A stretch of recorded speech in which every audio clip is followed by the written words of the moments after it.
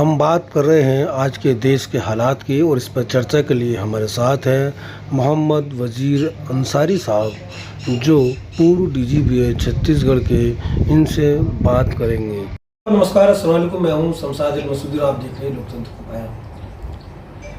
देश की सियासत की शोर है। देश में जो सियासत हो रही है उससे मुसलमानों का क्या रोल है।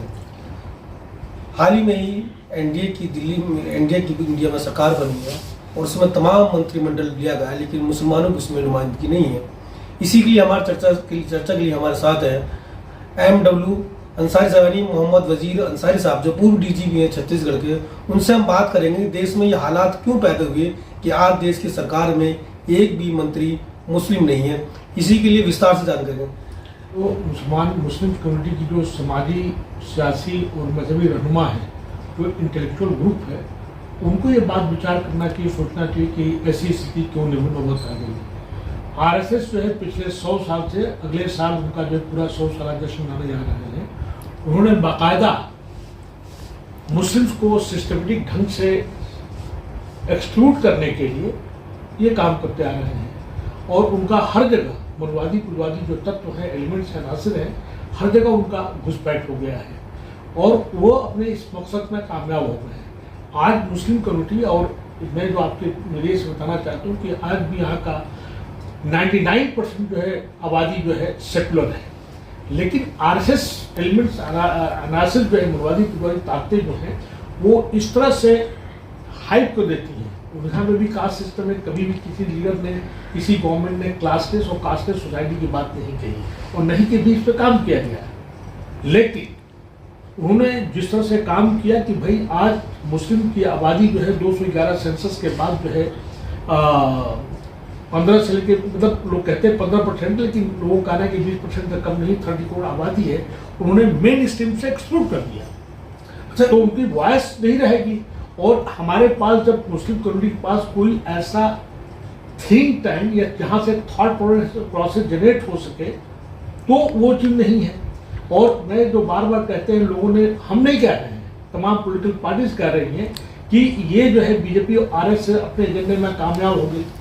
आप उठा के देखिए मुस्लिम नेता का जो है, जो आज जो है मुसलमानों का 105 मिनिमम 85 MP होनी चाहिए और नहीं तो ऐसे 105 से लेकर 7 होना चाहिए। कभी भी जो है सबसे मैक्सिमम जो वो हुआ है 49 जो है MP बने हैं, उन्हें कभी भी जो है 23 से लेकर 27 से 28 29 ऊपर नहीं गया है। इसका मतलब उन्हें पॉइजन घोल घोला गया और उसका सबका शिकार हुआ। आप उठा के देखिए आर्थिक रूप से बीजेपी सरकार ने जो मुसलमानों का पसमानदा तबका है उनको किया गया है। और जो आप कह रहे हैं कि कोई नहीं है, इसलिए नहीं हुआ कि किसी ने रिट पिटीशन नहीं लगा। इलेक्शन कमीशन ऑफ इंडिया के पास में एक तमाम सेकुलर जो पार्टियां, हमको जाना चाहिए कि सभी लोगों को, सभी पार्टियां जो है आबादी के तनासब से अगर टिकट नहीं देती है तो उनको बैन किया जाए या बार किया जाए। किसी ने, कोई भी सेकुलर पार्टी है या मुस्लिम समाज ने इलेक्शन कमीशन ऑफ इंडिया या सुप्रीम कोर्ट में रिट पिटीशन लगाया कि हमारी आबादी जो 15% है, बीजेपी को डायरेक्शन दीजिए कि जब भी कोई इलेक्शन आबादी के तनासब से वो टिकट दे। कि सरकार नहीं है, अब एनडीए की सरकार है। एनडीए की सरकार में भी उनका एजेंडा स्लो हो सकता है, थोड़ा सा ब्रेक लग सकता है, लेकिन उनका एजेंडा बाकायदा मूव करेगा। ये याद रखिएगा, ये उनका एजेंडा बाकायदा मूव करेगा, आगे बढ़ता रहेगा। ये उनको करने सिर्फ फ्लो हो जाएगा। अच्छा, एक सवाल दर्शी कि क्या मुस्लिम कम्युनिटी क्या ऐसा करे कि जो इस तरह के हालात पैदा हुए उससे बाहर निकल सके मुस्लिम मूवमेंट? चंद शब्द में अपनी बात कहें। देखिए, ऐसा है कि मुसलमानों को जो है पहला काम तो तालीम की बात करना चाहिए। एक रोटी कम खाएं, अपने जो अपर कास्ट करो में जो 20% जो वाला ग्रुप है, सबसे निचला तबका के लिए काम करना चाहिए और किसी भी कीमत में इल्म से महरूम न होने पाए। अगर मजदूर भी है, कम खाता है, उसको इल्म और हर इल्म को जो है उनको एक्वायर करना चाहिए। हर वो काम करे जिससे कि वो आर्थिक रूप से, इक़्तिसादी तौर पे अपना इकोनॉमिक जो है एम्पावरमेंट की बात करें। 2 चीज़ हो गई। और तीसरा, ये सब लोगों को ये गांठ मान लीजिए कि जब हम आला से आला तालीम हम हासिल करेंगे और साइंटिफिक तालीम हासिल करेंगे और फिर उसके बाद हमको संगठित, मतलब हमको यूनाइटेड इत्तेहाद की बात करनी चाहिए। और ये जिम्मेदारी जो 3 लोगों को है, समाजी, सियासी और मजहबी रहनुमाओं को, उनकी वजह से जो है मुसलमानों में इत्तेफाक नहीं आता, क्योंकि कहीं न कहीं मसला का गेम खेलते हैं, कहीं अपर कास्ट लोअर कास्ट की बात करते हैं, कभी जो है अशरफ तबका की बात करते हैं, कभी अजलाफ की बात करते हैं, कभी अदालत की बात करते हैं। ये जब होगा और फिर जब उसमें संगठन होगा, इत्तेहाद जब होगा, फिर उसके बाद जो है सही तरीके से कॉन्स्टिट्यूशनल मीन्स को, रूल ऑफ लॉ को अख्तियार करते हुए, ड्यू प्रोसेस ऑफ लॉ को अख्तियार करते हुए अपने हकूक की लड़ाई जो है संगठित होकर लड़ाई लड़नी चाहिए। ये भारत जो है किसी के जागीर नहीं, किसी की बाप की जागीर नहीं है। हमारे बाप दादा ने भी इस मुल्क में बहुत कुर्बानी दिया है, तो हम लोग का हक बनता है। अच्छा डीजीपी साहब, ये नहीं लगता कि पूरे हिंदुस्तान के मुसलमान ने इत्तेहादियत होकर, मुत्तहिद होकर, एक साथ इकट्ठे होकर सेकुलर दलों को वोट दिया, सेकुलर दल जितने भी उनको वोट दिया, उसके बावजूद भी वो अपनी नुमाइंदगी नहीं बढ़ा पाए?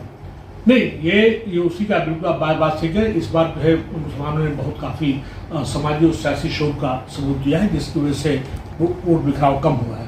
इसके बावजूद भी जितनी छोटी पार्टियां हैं, आप उठा के देख लीजिए, जैसे मायावती की बात होती है, तो मायावती ने बाकायदा जो है 16 मुसलमानों को दिया था और ब्राह्मण को 16 को दिया था, मैक्सिमम उन्होंने दिया था, और उनका पर्पज यही था कि बीजेपी को जुटाना है, और ये सभी स्ट्रेटेजी से आ गया। उसी तरह से ओपी राजभर, सुखदेव पार्टी ने भी काम किया है।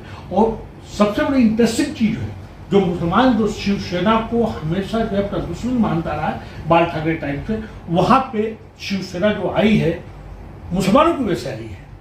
आप वहाँ पे आप उठा के देखिए, आंध्र प्रदेश में आज जो है नायडू साहब जो बात करने के 4% जो है मुसलमानों को रिजर्वेशन देंगे, वो जो बात है उसकी बात कर रहे हैं, वक्त की जमीनों को बताने की बात कर रहे हैं, तमाम वेलफेयर स्कीम की बात करें, उसका वजह है कि ये उन्हीं की बदौलत आ रहा है। काऊ बेल्ट कहलाता है, जो हिंदी बेल्ट कहलाता है, वहाँ पे जो है मुसलमान जो है मुंतशिर है, और यहाँ के लीडर्स ने कभी कोई काम इस एंगल से काम नहीं किया। और जब तक जो है मसलक का गेम चलता रहेगा, और जब तक जो है अरजाल, अजलाफ और अशरफे की बात होती रही है, मुसलमान बिखरा रहेगा। और ये जिम्मेदारी जो इंटेलेक्चुअल ग्रुप है, जो लीडर्स है, उनकी जिम्मेदारी कि इसको खत्म करें, तब जाके बात। ये थे हमारे साथ MW अंसारी साहब, मोहम्मद वजीर अंसारी साहब, जिनसे हम विस्तार से बात कर रहे थे, किस तरह से देश के हालातों से निपटा जाए, इस पर पूरी बात हुई। अगर हमारी वीडियो अच्छी लगे तो लाइक करना न भूलें।